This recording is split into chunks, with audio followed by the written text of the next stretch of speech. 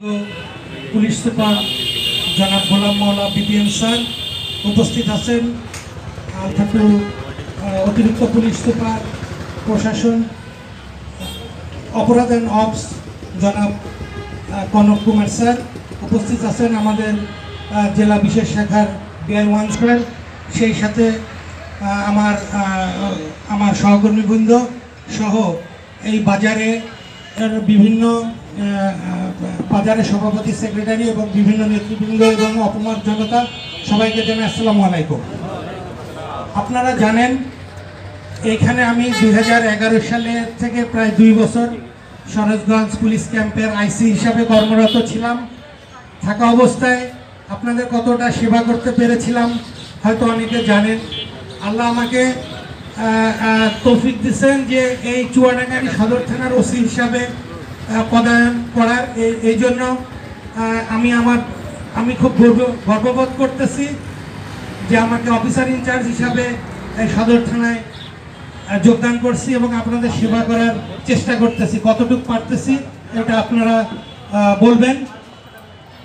তো এখানে এই সরোজগঞ্জ বাজারটা আসলে চুয়াডাঙ্গার সর্বোচ্চ একটা বাজার, যেখানে চুয়াডাঙ্গার অর্থনীতি অনেক বহুলাংশে নির্ভর করে এই বাজার থেকেই। তো ওই 2011 সালে আমি উপলব্ধি করছি যে এই কুতুবপুর ইউনিয়নের সরোজগঞ্জ বাজার এটা খুবই ঝুঁকিপূর্ণ ছিল এবং সন্ত্রাসী কবলিত ছিল, যার কারণে আমাদের এখানে পুলিশ প্রশাসন থেকে প্রায় 4টা পুলিশ ক্যাম্প একটা ইউনিয়নে করা হয়েছিল।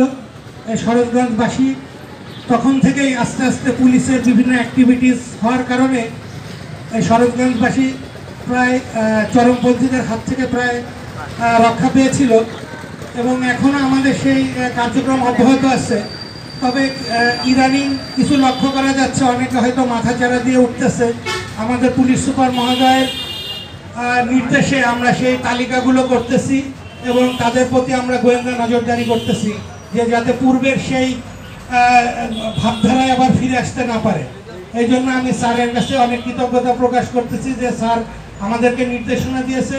চুয়াডাঙ্গায় কিন্তু একসময় অনেক সন্ত্রাস কবলিত এলাকা ছিল, যাতে পুনরাবৃত্তি না ঘটে। কারণ বর্তমানে আমাদের পুলিশকে বিভিন্নভাবে অপদস্থ হয়রানি করে কিছু স্বার্থশীল মহল চেষ্টা করতেছে তাদের স্বার্থ আদায় করার। এই ব্যাপারে আপনারা এই সরোজগঞ্জবাসী সচেষ্ট থাকবেন এবং সবসময় আপনারা অ্যালার্ট থাকবেন যাতে এই ধরনের কোনো ঘটনা তারা ঘটাতে না পারে। আসলে বলতে গেলে এখন অনেক কথা বলা লাগে, তো আমি এমন একটা রয়েছি এখন সামনে রমজানের সময়, ইফতারের সময় চলে আসতেছে। তো আসলে যতটা পুলিশ এখানে আমি সেবা দেওয়ার চেষ্টা করতেছি, কতটা পারতেছি জানি না। যতটুকু সফলতা আসতেছে এটা আপনাদের, আর যত ব্যর্থতা এটা আমার। আপনারা যদি স্যারের আরও কিছু বলার থাকে স্যারকে, আমরা পুলিশ কতটা সেবা দিতে পারতেছি এটাও বলতে পারেন স্যারের কাছে। তো এই বলে আমি আমার বক্তব্য শেষ করতেছি। আমি সর্বোত্তম চেষ্টা চালাচ্ছি। আল্লাহ সবাইকে ক্ষমতা দেয় না। আল্লাহ আমাকে এখানে ওসি হিসাবে একটু দায়িত্ব পালনের ক্ষমতা দিয়েছে। আমি এই জন্য আল্লাহর কাছে কৃতজ্ঞ এবং চাই যে জনগণের সেবা করে যাতে এখানে আমরা হয়তো 2 বছর সর্বোচ্চ থাকতে পারি।